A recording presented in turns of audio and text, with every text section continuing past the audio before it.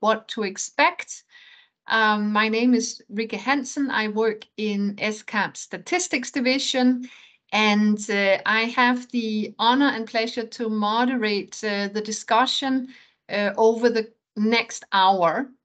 We have organized today's session in 3 blocks. The first one is a section or a block about the World Data Forum. What kind of animal is it?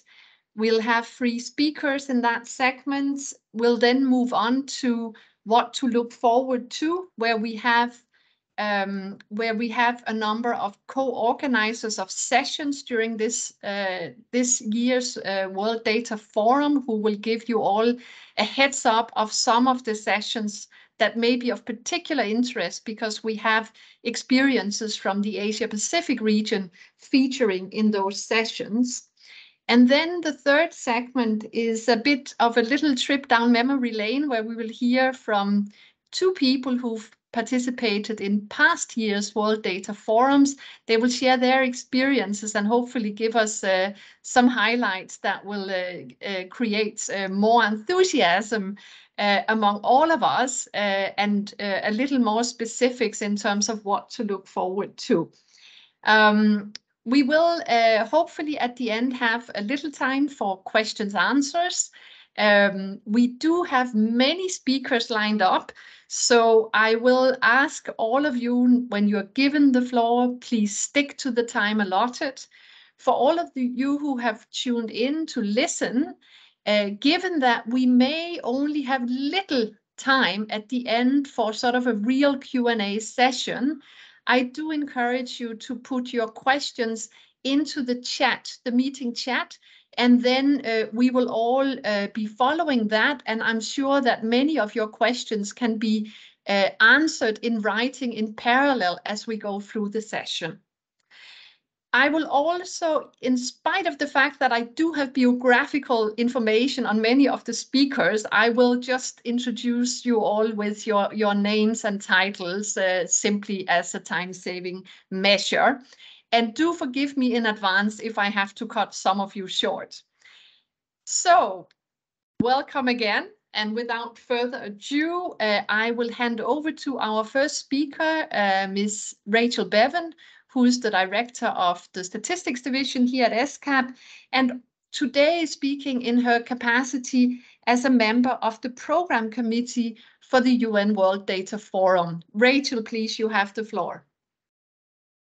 Thank you so much, Rikke, and let me also say it's great to be able to join all of you today, at least online, and really good to be able to be here today to actually talk together about what we expect from the UN World Data Forum. So if we can if you don't mind putting the slides up. So I don't know, amongst us all, how many people have actually attended a World Data Forum. So I've asked Paul to put a quick poll up. So it would be good to actually know amongst the participants today, how many of you have actually ever attended a World Data Forum, whether it be in person, virtually, in person and virtually, or not at all. So do please put in your answers now. It's just useful for us to see. And just to say as well, I'm on the Programme Committee for this year's World Data Forum, but actually I have attended all of them from the very first one. And in terms of what the World Data Forum actually is, it's a big event, 1,000 to 2,000 people.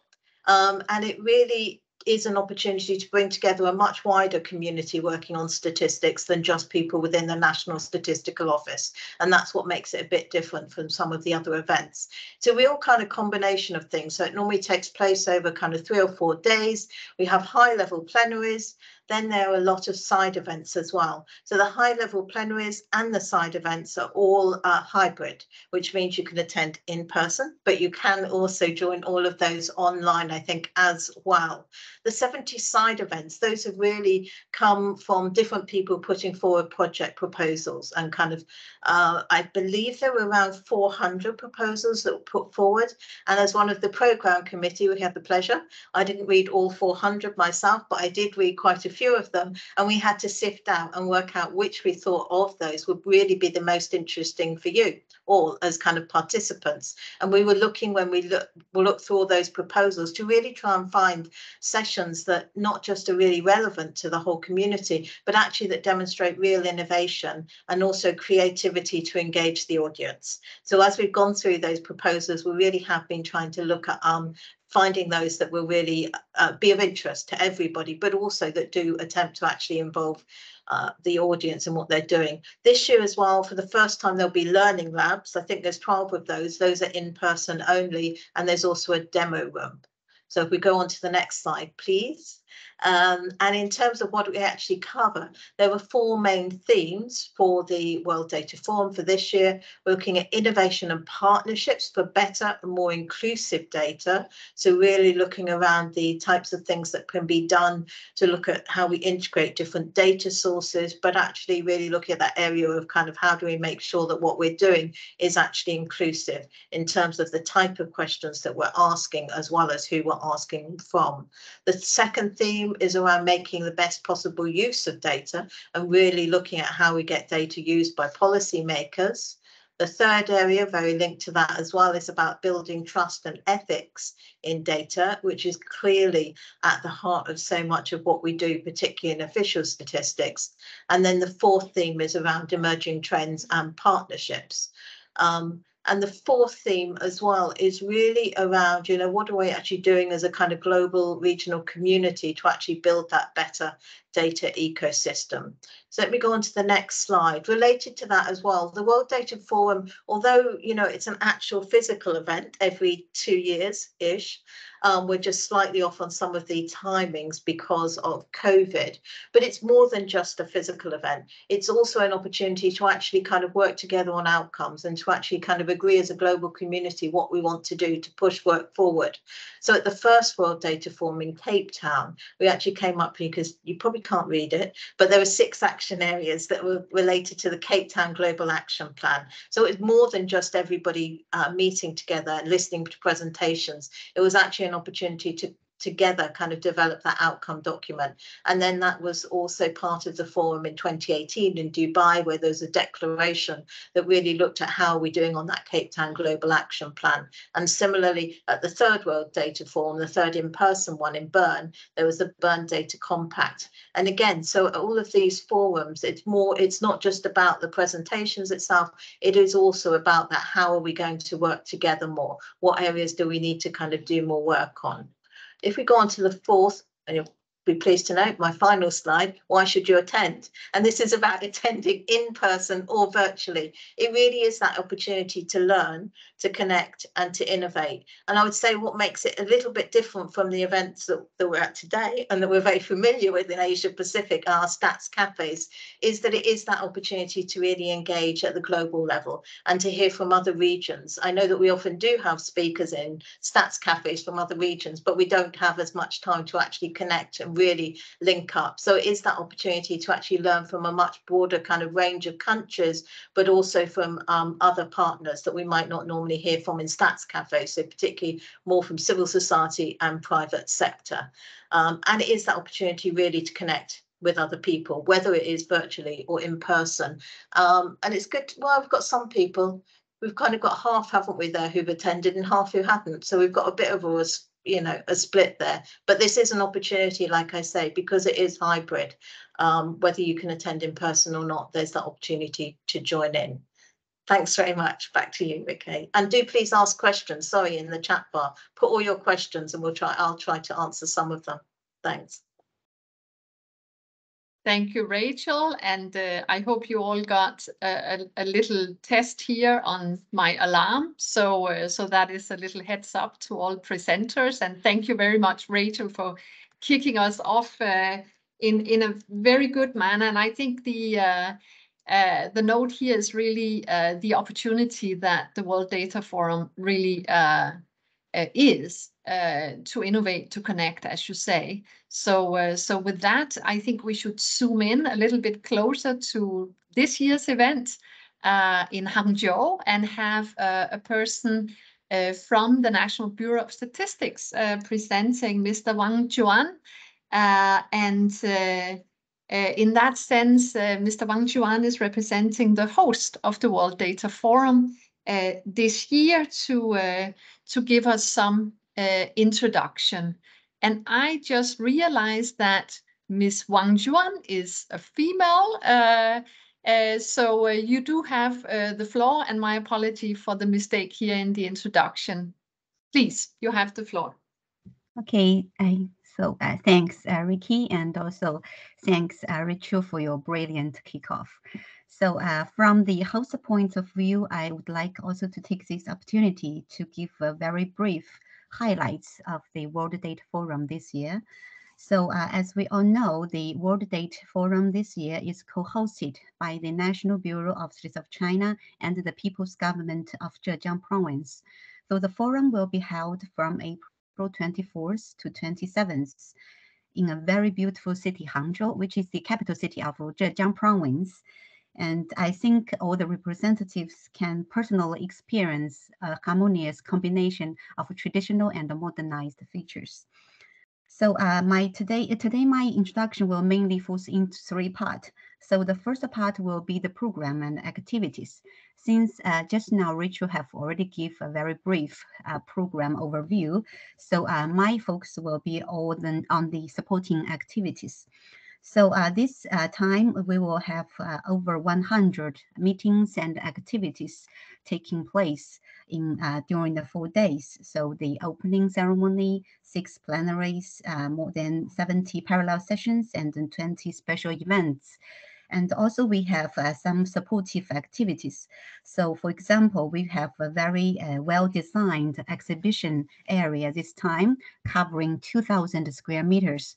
We will invite exhibitors from international organizations, the statistical system of China and the local government, and also enterprises home and abroad to showcase the international and national practice of how to make data empowering sustainable development.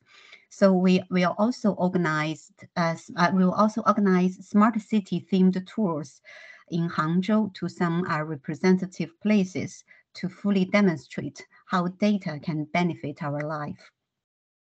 Moreover, we have the UN Global Platform for Big Data China Hub in Hangzhou, who will convene a seminar with another 3 UN regional hubs to deepen cooperation in big data innovation and application.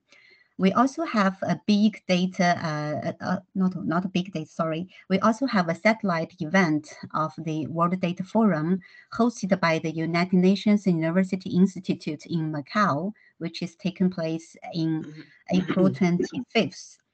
So with all these rich and diversified meetings and events, we intend to reach as many people as possible to communicate the idea of better data for sustainable future. So my second focus is about logistics. So this time the forum will be held in the Hangzhou International Expo Center, which was the same venue for the 11th G20 Summit. So we are sure that all our guests can enjoy the world first-class meeting facilities. And for transportation, we will arrange shuttle buses from all the stations, I mean the railway stations and also the Hangzhou International Airport. And for hotels, we will also provide designated hotels with bargained prices. So all the international guests are recommended to stay in the recommended hotels, where we will provide shuttle buses from the hotels to the venue and vice versa. So my third focus will be about the format of the forum. So this time the forum will be held in hybrid format, both for online and offline participants. So for the online event platform, you can enjoy the live broadcasting of the meeting, and also you can join our cloud meeting conference room at the same time. So, but for this online event platform, the in-person registrants can also use this platform to book hotels and to look through all the information of the venue and also of the other venue and the hotels. So this online event platform will be released soon. Maybe we are hoping to release this platform by the end of this week, and we believe this will greatly facilitate your participation in the forum.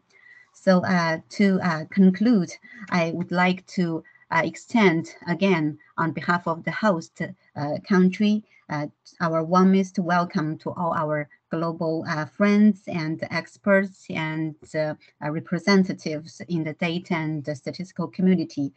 We really hope to see you in Hangzhou for quite inspiring and in-depth discussions on how to use and how to produce data for sustainable development. Thanks. Thank you so much, Ms. Wang, and thank you for giving an overview of very impressive preparations.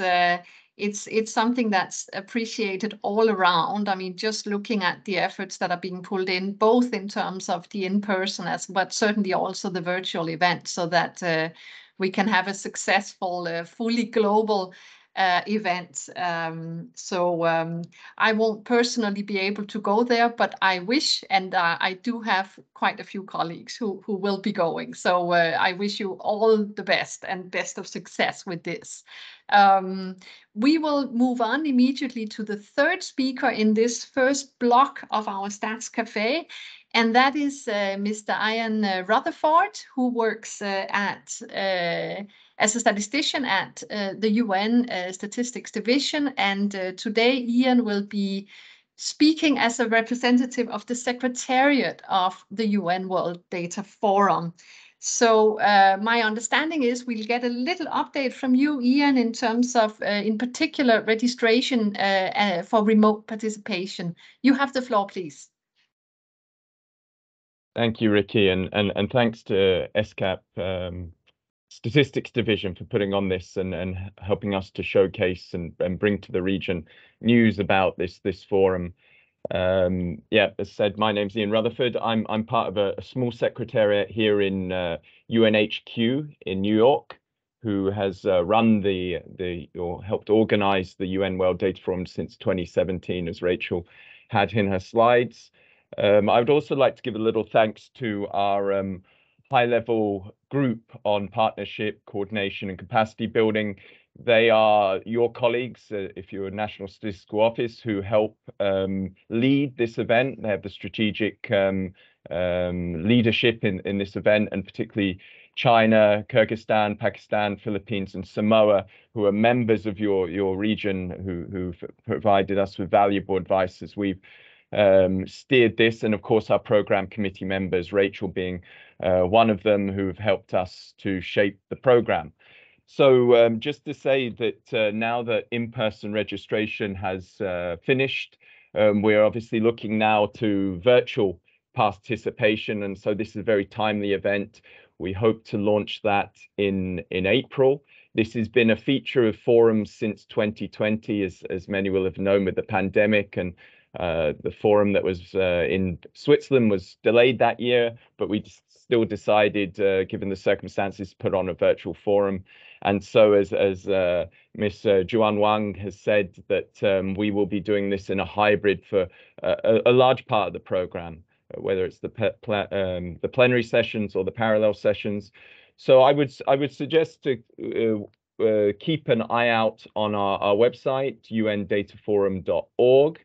As well as our Twitter, which is @UNDataForum.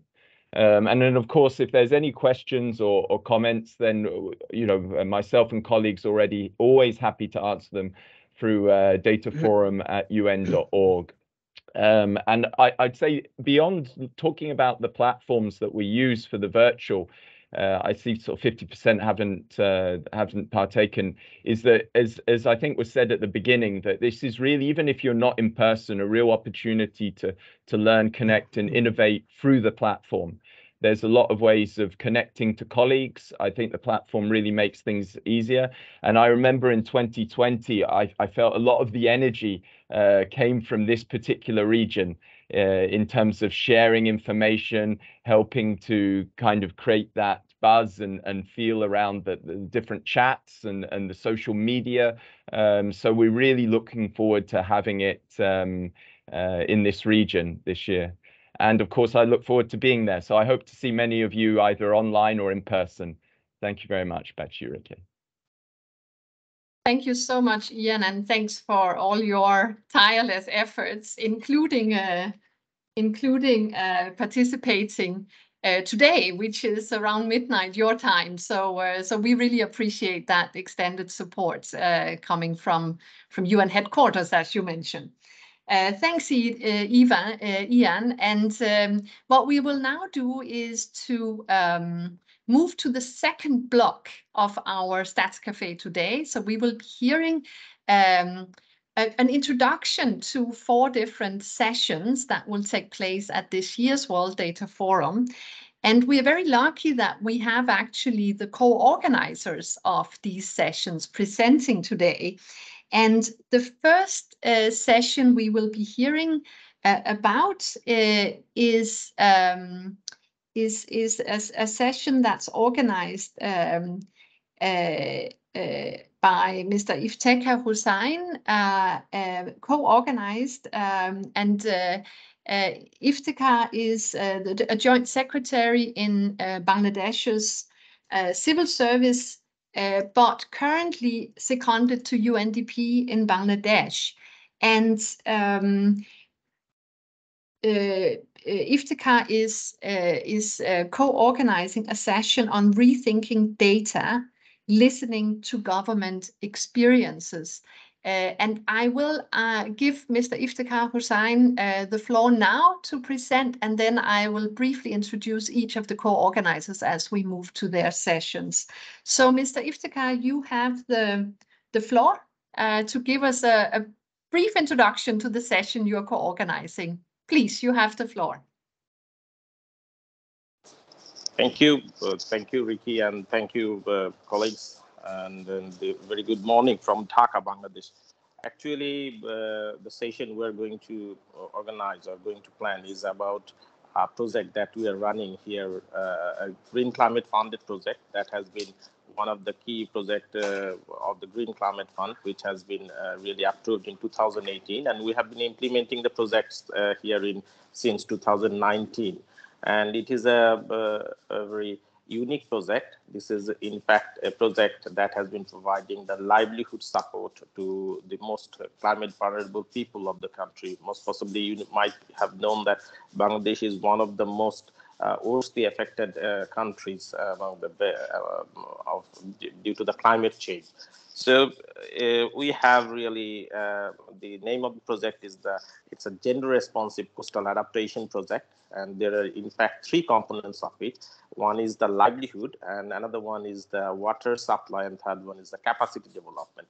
In fact, due to the salinity in the coastal region of the Bangladesh, we have found that particularly women of the coastal region of Bangladesh, they really have to spend a lot of their time for collecting the drinking water. Drinking water has been a great scarcity because of the salinity intrusions into that region.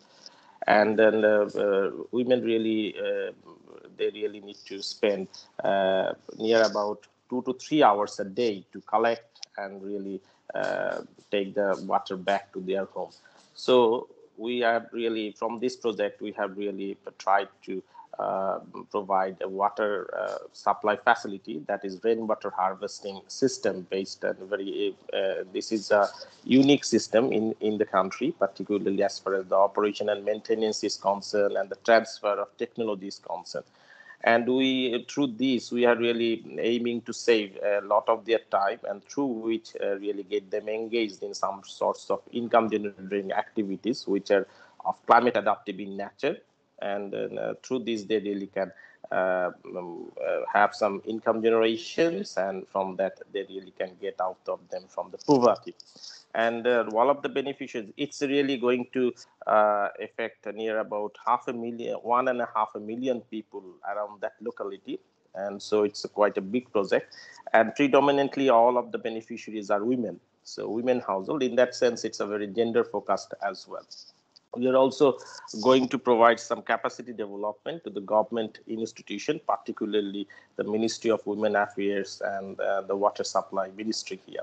So this is in a nutshell about the project, and we have really been funded from the Green Climate Fund. We have received near about 25 million USD as grant from the Green Climate Fund, and the government of Bangladesh has also provided some of its money, near about 12 million, as a co-financed here. So it's near about, we are almost 4 years, have been passed, we're running 4 years of this project. And through the LORTA system, we really have done the baseline as well as the end-line survey.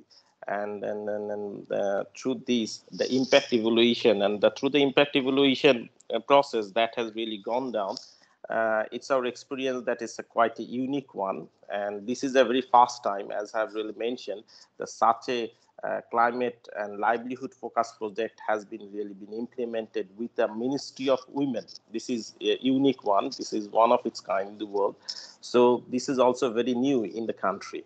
So the data collection process, which has really gone down, particularly about the baseline and the inline survey, through which we have really focused on the climate change indicators, how really, and on the basis of the livelihoods as well. So this is a mixture, and which is really being appreciated by our government departments, the statistical department, as well as the Ministry of Women and Children Affairs, as we are looking forward to have some policy level changes and policy have implications. So the data collections as well as the interpretation of the data really have a very good role in that sense. So although our inline survey has really ended a few months back, and we really have provided the report to the government, and the Ministry of Women and Children Affairs, they are looking into the report, and we are also in consultation with the statistical department, that is the Department of Statistics here in Bangladesh, how they really can really link up with this particular process of data collections. So we hope that in the forum this year, we are going to really share these good learnings of ours, and really can share our experiences all through, which really can be of in assistance for the other colleagues who are really interested.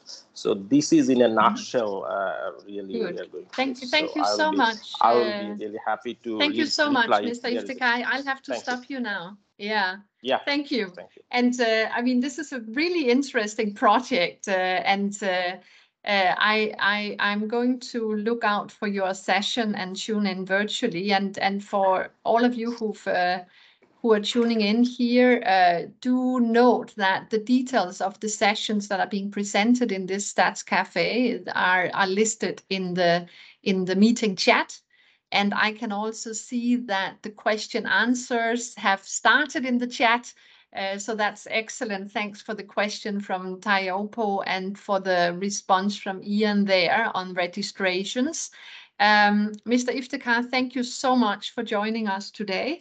And I will move on to the next speaker, the next co-organizer. And this is Ms. Margarita Guerrero, or March in short, who works as a senior consultant for FAO and was also, I should notice, given this forum, the former director of statistics here at ESCAP. So March, the floor is yours to introduce the session you co-organize on boosting data availability on agricultural land ownership from a gender perspective. The floor is yours, March. Thank you very much. Good morning and good afternoon, everybody. Thank you, Ricky, for introducing me. I'm going to ask for the slides that I prepared just to guide this presentation. To be shared, please. Yeah, we see the slides, Marge. I don't.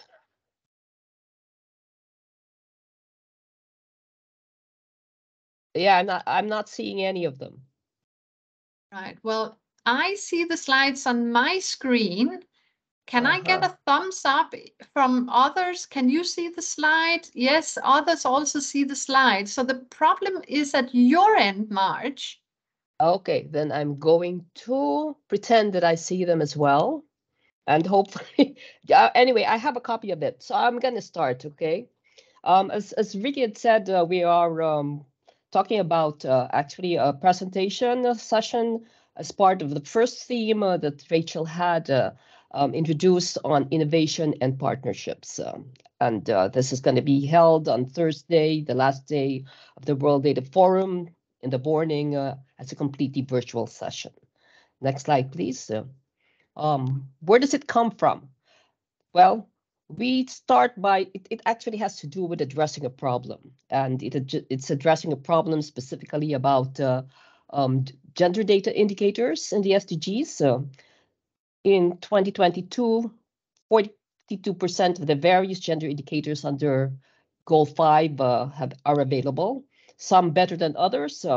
And actually, in 2020, some of the indicators were even worse. And one of those is indicator 5A1, and this is what the session addresses.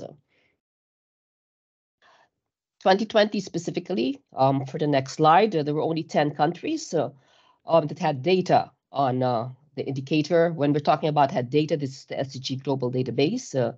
And the reasons given, which were gathered through a project that actually was being run together with UN Women and FAO, that the data requirements for this indicator were new. Existing data collection instruments did not provide information on what was required to produce this indicator. However, in 2022, this jumped to 35 countries. We're supposed to be happy about that. Not really that happy, because there are 193 UN member states for which we hope that this indicator is going to be available very soon, at least even for the baseline data. But how did we jump from 10 to 35 is actually what we had, what we're addressing in this session. So how did we do this? Next slide, please. Well, before we jump into that very quickly, in case you haven't reviewed the indicators of 5A1, is all about two sub-indicators featuring ownership or secure rights over agricultural land of the total agricultural population, and then zeroing in on the share of women with ownership of that nature. So that's what the indicator is all about. Next slide, please. And these have been defined so that they will track Target 5A, which addresses partly giving women equal rights to economic resources, as well as access to ownership and control over land. And in this particular case, particularly agricultural land. Why is this important? Because land impacts socioeconomic conditions of women, particularly those that earn their livelihoods from agriculture, directly affecting their income, food security, and nutrition. So monitoring this particular target is important. So the how did we do it? Jump from 10 to 35. This is what the session is going to talk about, but generally it highlights innovation, collaboration, cooperation of various agencies together with national statistical offices. And it has two main blocks of information. We will be talking about transforming censuses of agriculture to inform SDG Target 5A, and then the use of certain methodological estimates. For the first presentations, we're featuring the Philippines and Nepal and what they did or plan to do for their agricultural censuses and surveys. And for the second ones, we're going to be featuring proxy measures and the use of small area estimates. Okay, so those were the innovations. But then there's a key part here. Is this where we want to hear from everybody else? There's going to be an interactive panel discussion featuring the chief statisticians of UN Women, FAO, as well as the deputy director of the DHS program. And we're going to be discussing two major questions. What kind, I did my own, so it's a bit noisy, alarm, Rike. What kind of innovations can boost availability of gender data and agricultural land ownership? This one major question. What would it take to mainstream these into official data systems? And that's where we would like to hear from everybody who participates. So we will see you and hear from you on Thursday, April 27. we hope, at 10:45. So thank you very much. Thank you so much, Marge. Excellent timekeeping. I do realize we are putting quite some pressure on the speakers here to put everything in your very elaborate sessions into very brief introductions. But so far so good. So let's move on to the next co-organizer. This is Mr. Tirupong Prapodjanaporn, and Tirupong is a statistician within my own team here at ESCAP, and Tirupong is co-organizing a session at the World Data Forum on partnership innovation for inclusive ocean data. So here in the title, we also see reminiscences of some of the major themes of this year's World Data Forum. Tirupong, you have the floor, please. Thank you, Ricky. And I'm speaking on behalf of partners around the world who organize this session on partnership innovation for inclusive ocean data. So this will be on Wednesday, April 26th, from 2:45 to 3:45 p.m. in Hangzhou time. It's a hybrid event, so both in-person participants and virtual participants can experience and dialogue through the time that we have in 60 minutes. In the next slide, I'm going to go very briefly on what we plan to do on the session. And as you will see that the session aims to showcase innovative partnerships on ocean data from different regions of the world. So we would have champions from Canada, Indonesia, the Maldives, South Africa, and Vietnam tuning in both in person and virtually in terms of sharing their success stories and insights on how people from diverse disciplines could work together towards a common objective in saving the ocean using ocean accounts as example. And the session will be organized using the World Cafe format that participants will have a chance to talk to ocean data champions who are hosting their tables. And the topics that will be discussed would be around, for example, how we mobilize government and non-government actors in advancing ocean data for ocean management. How do we engage academia, who knows a lot about the ocean in official statistics relevant to the ocean. Those are just some of the future questions that we're going to discuss and discuss in our 60 minutes. And when after that's finished, we hope that participants would be taking part in the growing global committee of practice on integrated and inclusive ocean data. Towards the end, we hope that we could jointly envision the future for the better inclusive ocean data together. So if you want to discover more how partnership, innovation, and data can save the ocean, please join us at the session again on Wednesday, April 26th, 2:45 to 3:45 Hangzhou time. Thank you. Back to you, Ricky. Thank you. Thank you so much, Tirupong. And I can see you have been practicing elevator speeches of just a couple of minutes. Thank you so much. And and I also note that there are some clear linkages to the experiences that we heard from Mr. Iftikhar Hussain also that will be shared in that session. I mean, we are looking at different ecosystem services also from marine ecosystems, and obviously coastal protection comes in here and links these sessions quite nicely in substance. So thank you so much, Tirupong. And we will move straight to the fourth session that will be introduced today, the fourth and last session. And for that session, we have two presenters, two co-organizers, Ms. Sajjana Amatia, who works at the Asia Foundation and is also the program director for the Data for Development program in Nepal, and Mr. Pranaya Stapit, who also works for the Data for Development program as the deputy director. So I'm not sure who of you I should give the floor to, so I'll just give it to both of you. The next 4 minutes are all yours, please. Thank you, Ricky. So as Ricky has already mentioned, we are Data for Development team from Asia Foundation Nepal office. And we'll be talking about how evidence-based processes can happen. And we will also like work on to an example on how this can be done. Next slide, please.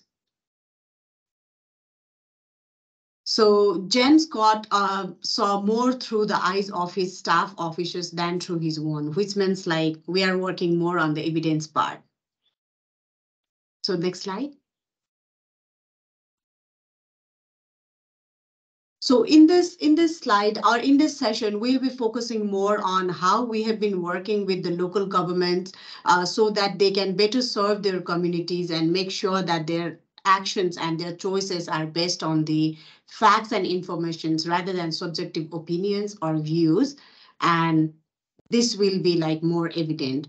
So we will be working to improve the we are working to improve the governance system over here in Nepal through the use of more data and evidence into their planning. So for that, we will work on having more quality data available at the spare. We will work on having more participation while collecting the data and using the data. We will work towards the contribution, and we will also work for the ownership, building the ownership of those data. Next slide. So if you see these two like sets of picture, then on one side, you will see like the three parallels for policy formulation and budgeting based on the evidence. If you see that one, that is very clear. It's a supply of trusted data, skills to analyze data, and the political willingness to use those data into their decision making. But if you see the other one, then you see like everything so like a huge mountain, which is very complicated. It's lack of data and data management. It's lack of skills and human resources, and it's lack of political culture as well. So if you see like where we started, when we started our initiative is that we started with this lack thing, and we are actually moving towards the other side, which is about the trusted data, skills to analyze the data, and the political willingness to use the data. Other side, please.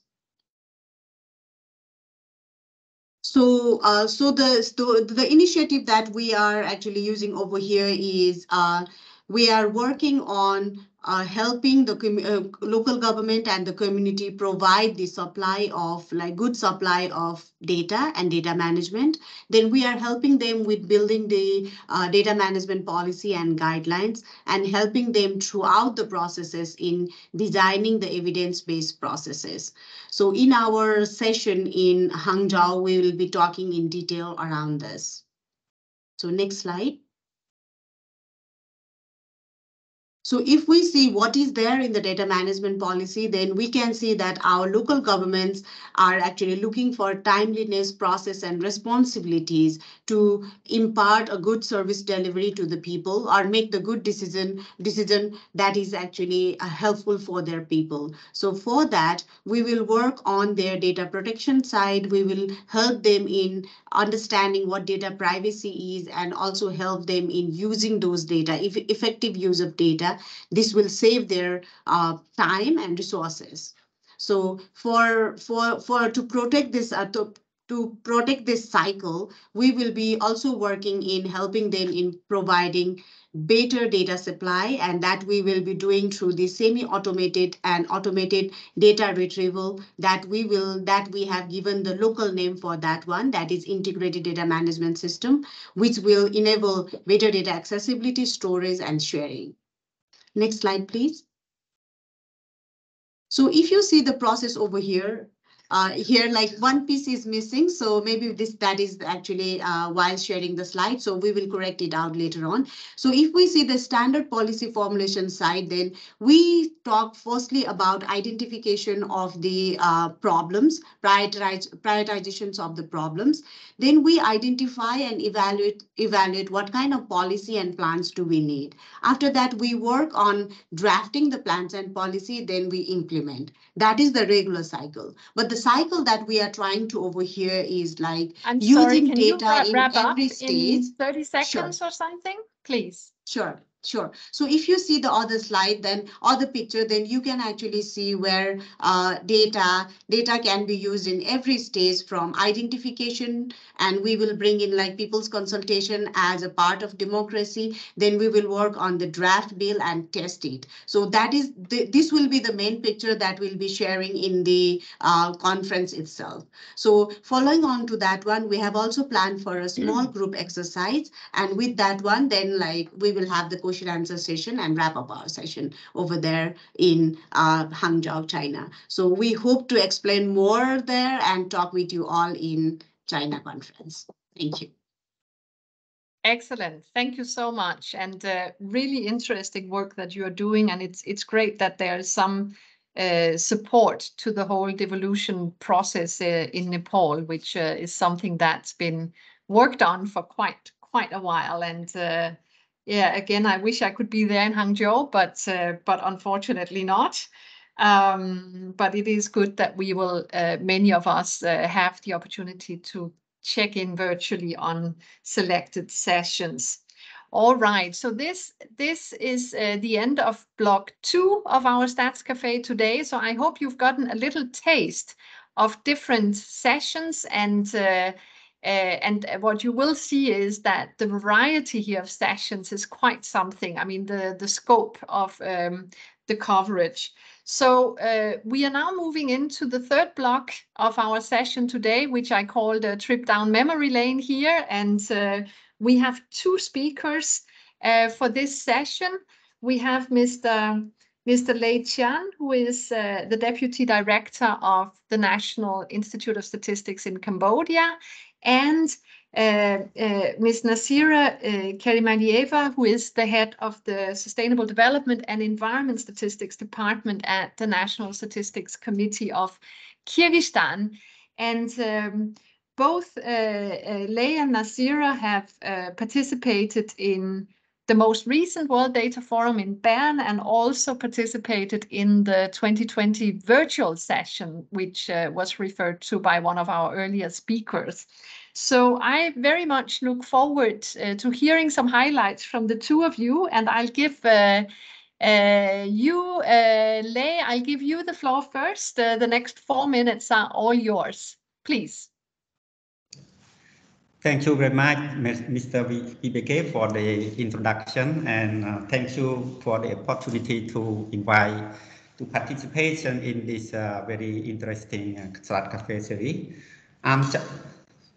Just among the other countries, have a great opportunity to participate in the first World Data Forum took place in South Africa in 2017. Now just would like to highlight back from the outcome and the focus areas in the first World Data Forum in 2017 up to the Bern Data World Forum.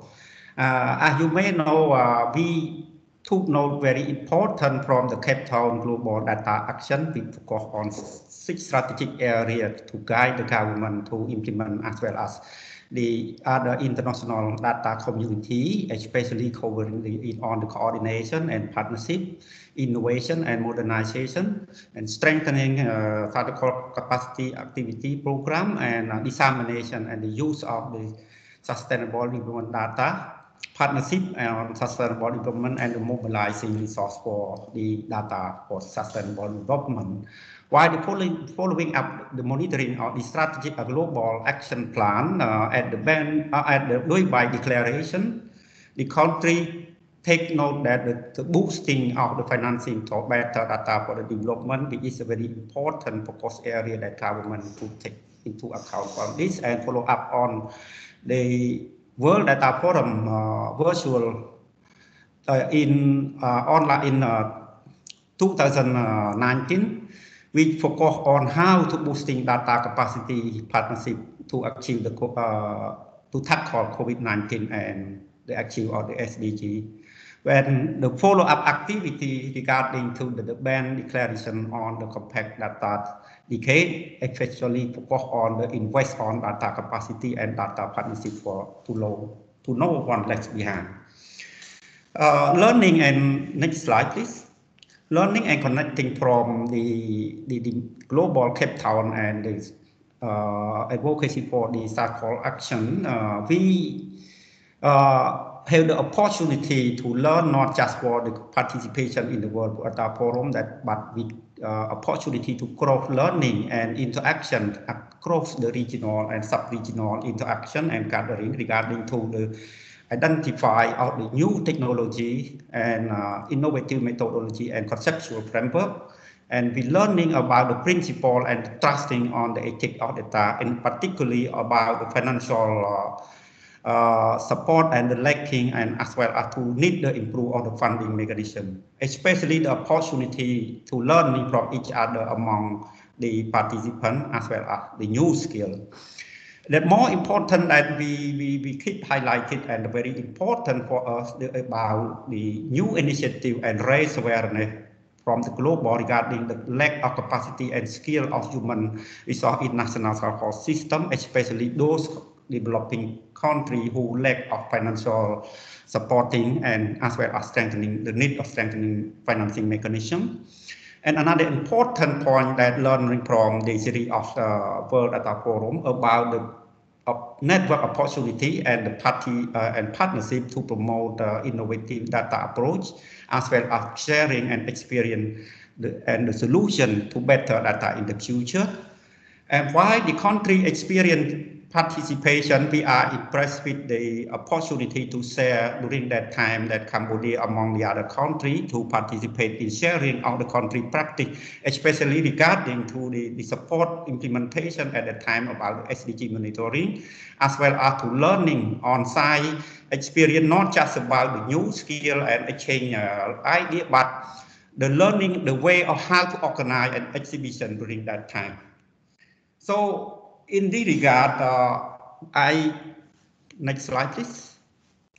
Regarding please wrap up, Lê Chan. Yeah, the key observation and reflection that we think that the innovative program solution and the rapid technology that need the country at the current status to adopt, especially the use of big data utilization, data governance and data stewardship, and apply the GSBPM for data sharing and data dissemination, and it particularly the opportunity to promote and data awareness and cycle advocacy in our opportunity to upgrade and update in our current preparation for the next phase of the NSEF 2024 to 2028, especially for the SDG monitoring. I thank you. Thank you. Thank you so much, Lê Chan, for giving an excellent overview and also some highlights in terms of the takeaways for your own organization from participating here. So let us move on to Nasira. I see you there to share your reflections from past World Data Forums. Please, Nasira, you have the floor. Thank you, Ms. Ricky, and I also would like to say thank you to UNESCAP that you organize such kind of nice event where we can share experience and also see how it's going and how the preparation process is going. Yes, I was quite lucky because I managed to participate in UN Data World Forum in person and in virtual format as well. And I can say that both format has advantages and disadvantages, of course, because, for example, for online format, it's good because if you don't have possibility to go somewhere because of your some personal or some reasons why you cannot participate, so it allows you to be online and see what is going, but in other case you have some limitations in case of you cannot communicate with your colleagues and you cannot share more experience because it's some anyway we have some limitation. So also I can say that within the talking about online format or offline format, it's very good because in this case you can share more experience with the your colleagues around the world, and you can see what is going on in the world in person. So it's a little bit different. And for example, I can say that, for example, when we participate in 2000 in Dubai UN Data World Forum, we managed to see how the USA was presenting their SDG platform. And also we see the different SDG reporting systems and platforms, and it allows us to understand how we want to go and how we want to disseminate our SDG indicators. Also, we became to idea that it's very important that in such kind of event like a UN Data World Forum, not only statisticians should to be participate, I mean, in your country, because I think it's the best point when the statisticians with the policy come to such an event, because for policy it's very useful to see how the world is going around, how is the world going, how the data and statistics is important, and what in general, what kind of initiatives, what kind of projects is going, and why it's, the statistics and data is so important. So I noticed that our policies, when they participate in such kind of events, they change their mind, their view to statistics. So it's an important point. And also I think another point, it's about innovation, because within UN Data World Forum, to be honest, you discover a lot of new innovations, and it allows you to see how you can build your developing process in your statistics system. So I mean, you can notice that there are a lot of different approaches, innovations, and different tools which can help to use and to get better quality data. And actually, within the UN Data World Forum, you can actually see what during the 2 years what was developed and how you can use, and so you can select the best option for you and just use it. So I think from my perspective, such kind of events it's really great to be like on board with the world and to be on time, because the time is changing so fast, and especially the tools also is changing so fast. So it's a really possibility for each of us to be to understand what is going in the world. So in general, because I see that how I see just very short, that I can say that both format, like online and virtual, it should to be, and I'm happy to hear that this year the UN Data World Forum will be in both format, so it allow us all to be there, even if we will not in person, but anyway, see and then get some new experience, new ideas, new knowledge from this event. So, thanks. Thank you so much, Nazira, and it's great to hear the enthusiasm in your voice, and thanks so much for sharing all the benefits. And I think your comments on in-person vis-a-vis virtual participation, it resonates very well with everyone on this call, because I think most of us have been sitting into both types, and yes, they come with each their advantages and disadvantages. I also just take the opportunity to refer back to Ms. Wang's comments about the virtual platform being launched very shortly. So I very much look forward to seeing the kind of functionalities there. Thank you so much both to Lei Chan and to Nazira for your thoughts and reflections. What has happened over the past hour is exactly what I thought might happen, and that is that we are very close to running out of time. I've seen there's been some comments in the chat and a few questions, they have been responded to, but I also see that there is one person who has been very patiently raising their electronic hand. This is a person with the username of KCN. Would you like to ask a question, please?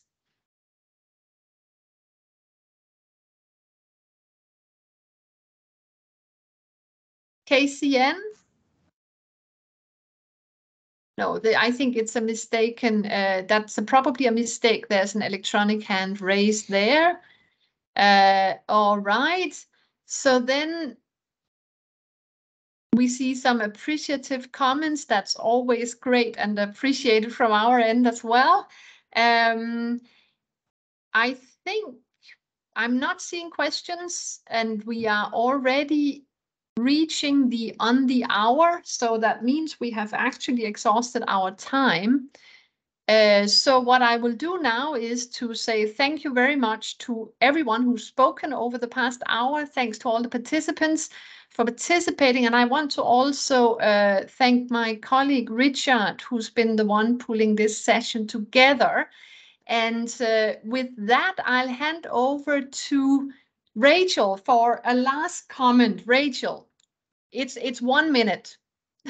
All right, thank you very much. I think all I would say in closing is I hope to see at least some of you there in person, because it really is that great opportunity. But also, if you're not there in person, you do have that opportunity. So do please make the most of it. But also do feedback to us as well. So if you go to any great sessions at WDF, let us know if you want us to look at repeating them as well for Stats Cafes, because that's also something that we can do as well. And I know we already do that. When we hear about some of this great work going on, we often look at how we can kind of link up and hear more. So do let us know, and continue, if there are any other questions that come to you afterwards, do let us know, and we will do our best to answer them all. But looking forward to at least seeing some of you virtually or in person. Thanks so much, and thanks, Rikke, and thanks to all the great speakers, particularly for keeping to time. Thanks. Bye. Goodbye. Bye, everyone. Thank you. Thank you. Bye. Goodbye. Thank you. Bye. Bye.